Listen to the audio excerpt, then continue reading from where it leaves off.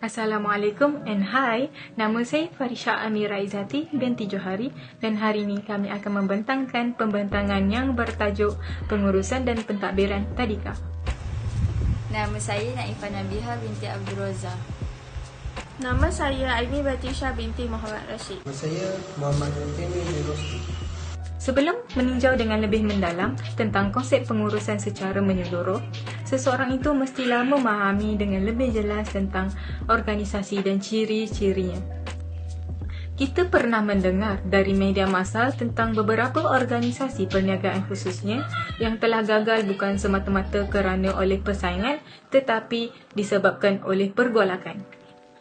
Seperti tidak ada persefahaman antara pihak atasan dan pihak bawahan. Selain itu, pengurusan adalah proses perancangan, penyusunan, pengarahan dan pengawalan usaha ahli-ahli organisasi dan menggunakan sumber organisasi untuk mencapai matlamat organisasi tersebut.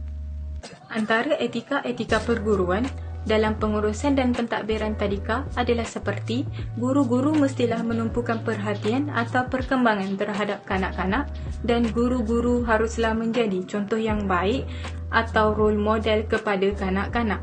Selain itu, guru-guru haruslah menjalankan tugas dengan bertanggungjawab, jujur dan juga amanah.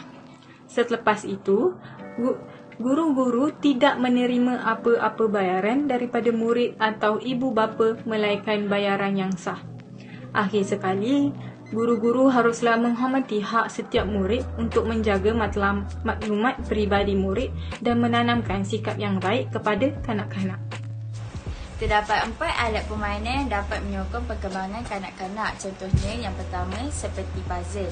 Puzzle dapat meningkatkan kemahiran kreatif dalam menyelesaikan masalah. Bukan itu sahaja, puzzle juga dapat meningkatkan kemahiran ingatan. Contohnya seperti kanak-kanak perlu mengenal pasti gambar yang perlu dicantum. Yang kedua, blok dan mainan binaan seperti Lego.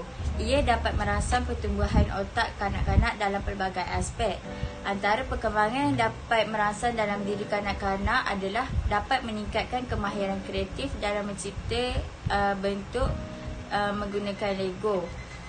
Misalnya mencipta bangunan, rumah dan sebagainya menggunakan Lego.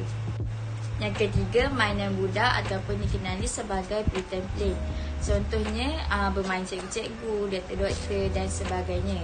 Hal ini demikian kerana dengan dedahkan mainan tersebut kepada kanak-kanak, mereka dapat tahu apa yang mereka minati dan mereka dapat menjelajahi dunia di sekeliling mereka.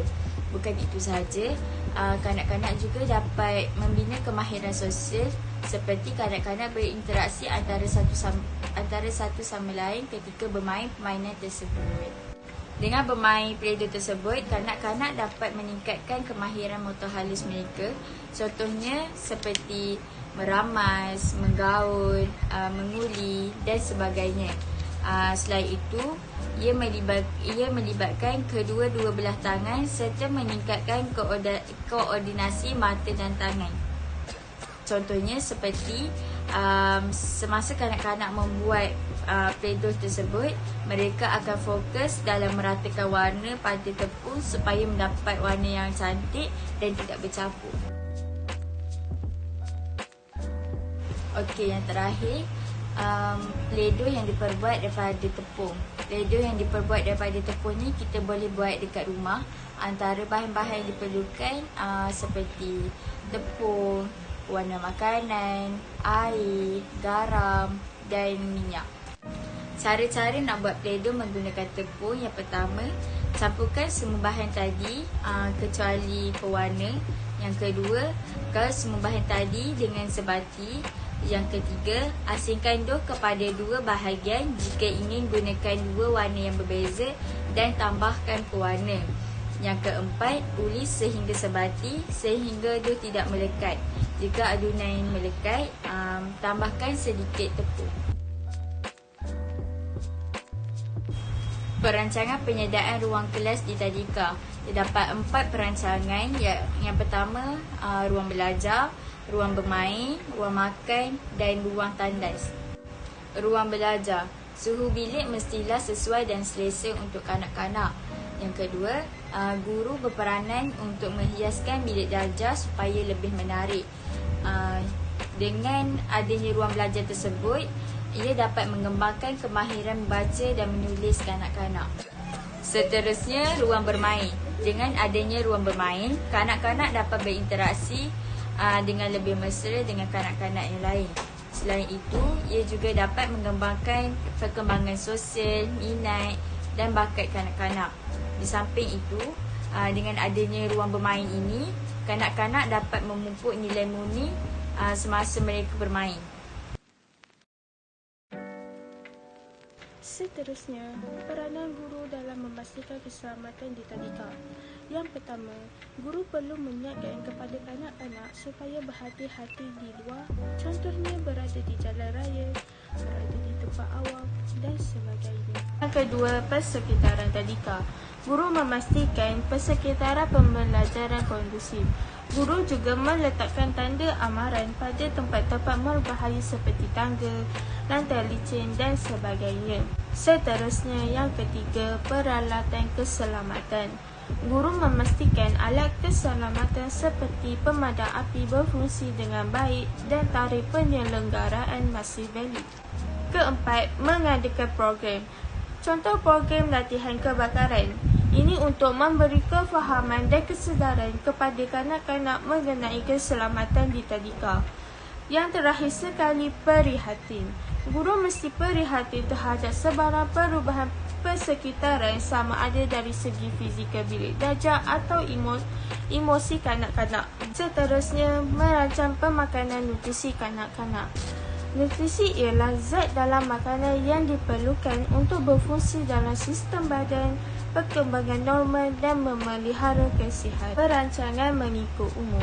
Antaranya, mengambil kira pelbagai faktor yang mempengaruhi kesihatan bayi dan kanak-kanak.